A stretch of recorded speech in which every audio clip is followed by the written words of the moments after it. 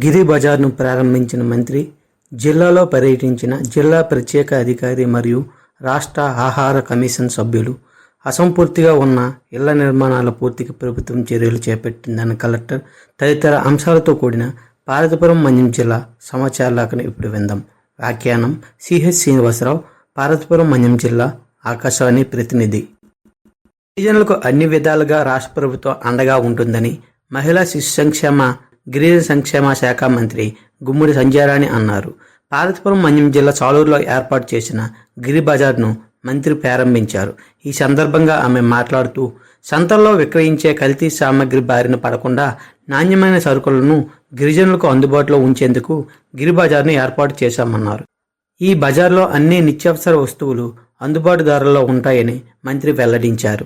జిల్లా సమగ్ర అభివృద్ధి లక్ష్యం కావాలని జిల్లా ప్రత్యేక అధికారి డాక్టర్ నారాయణ భారత్ గుప్తా పిలుపునిచ్చారు. జిల్లా పర్యటనకు విచ్చేసిన ఆయన కలెక్టర్ కార్యాలయంలో వివిధ శాఖల అధికారులతో సమీక్షించారు. ప్రభుత్వం స్వర్ణాంధ్ర దిశగా అభివృద్ధి సాధన లక్ష్యంగా అడుగులు వేస్తుందని, పార్వతీపురం మన్యం జిల్లాను సైతం అభివృద్ధి దిశగా అడుగులు వేయాలని చెప్పారు. విజన్ డాక్యుమెంట్ మేరకు కనీసం 15% అభివృద్ధి సాధించాలని, అందుకు తగిన విధంగా కార్యాచరణ పక్కాగా ఉండాలని స్పష్టం చేశారు. జిల్లాలో ప్రాథమిక రంగాల అభివృద్ధికి అవకాశం అధికంగా ఉందని, వ్యవసాయ భూమి, నీటి వనరులు సక్రమంగా వినియోగించుకోవడం వలన లక్ష్య సాధనకు అవకాశం ఉంటుందని తెలిపారు. విద్యార్థుల విద్య, ఆరోగ్యం ప్రభుత్వానికి 2 కళ్ళు వంటివని రాష్ట్ర ఆహార కమిషన్ సభ్యులు బి కాంతారావు అన్నారు. జిల్లా పర్యటనలో భాగంగా కురుపాం పట్టణంలోని అంగన్వాడీ కేంద్రాలను, పాఠశాలల్లో స్టోర్ రూములలో సరుకుల నిల్వలు, రిజిస్టర్ల నిర్వహణ, కోడిగుడ్ల నిల్వలు సక్రమంగా ఉన్నవి లేనివి తనిఖీ చేశారు.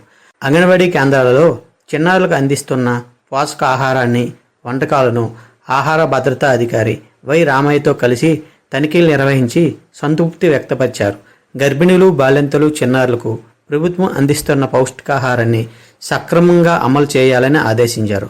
రక్తహీనత నివారణకు జిల్లా కలెక్టర్ ప్రత్యేక శ్రద్ధ వహించి అదనపు పౌష్టికాహార కిట్లను అందిస్తున్నందున చిత్తశుద్ధితో పనిచేసి రక్తహీనత బాధితుల సంఖ్య తగ్గించాలని అంగన్వాడీ కార్యకర్తలకు సూచించారు.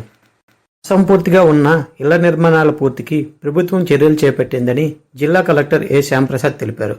స్వర్ణాంధ్ర 2047 విజన్ సాకారంలో భాగంగా 2029 నాటికి అందరికీ సొంత ఇల్లు ఉండాలనే లక్ష్యంతో ప్రభుత్వం చర్యలు చేపట్టిందని అన్నారు. ఇందులో భాగంగా PMAY 1.0లో ఇల్లు మంజూరై వివిధ దశల్లో నిర్మాణంలో ఉన్న బీసీ, ఎస్టీ, ఎస్టీలకు యూనిట్ విలువకు అదనంగా ఆర్థిక సహాయం అందించాలని ప్రభుత్వం సంకల్పించిందన్నారు. జిల్లాలో వివిధ దశల్లో నిర్మాణాలు ఆగిన బీసీ, ఎస్సీ, ఎస్టీ లబ్ధిదారులకు చెందిన 10,717 గృహాలు పూర్తి చేయుటకు 73,9,75,000 రూపాయలను అదనంగా అందిస్తుందని వెల్లడించారు. పార్వతీపురం ఐటీడీఏ పరిధిలో గల వీడీవీకేలు వృద్ధి చెందాలని ఐటీడీఏ ప్రాజెక్టు అధికారి అశుతోష్ శ్రీవాస్తవ పేర్కొన్నారు. వీడీవీకేల నిర్వహణ, యంత్రాల కొనుగోళ్లపై సంబంధిత అధికారులతో సమీక్షించారు. వీడీవీకేల ఉత్పత్తులు పెంచేలా అవసరమైన యంత్ర సామగ్రిని వారికి సమకూర్చాలని పేర్కొన్నారు.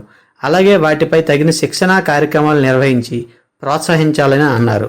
వీడీవీకేల ఉత్పత్తులకు ఆకర్షణీయమైన ప్యాకింగ్తో పాటు మార్కెటింగ్ సదుపాయం కల్పించాలని సూచించారు. పిల్లలపై లైంగిక దాడుల నిరోధానికి సమాజంలో ప్రతి ఒక్కరూ బాధ్యత వహించాలని జిల్లా వైద్య ఆరోగ్య శాఖ అధికారి డాక్టర్ ఎస్ భాస్కరరావు పేర్కొన్నారు.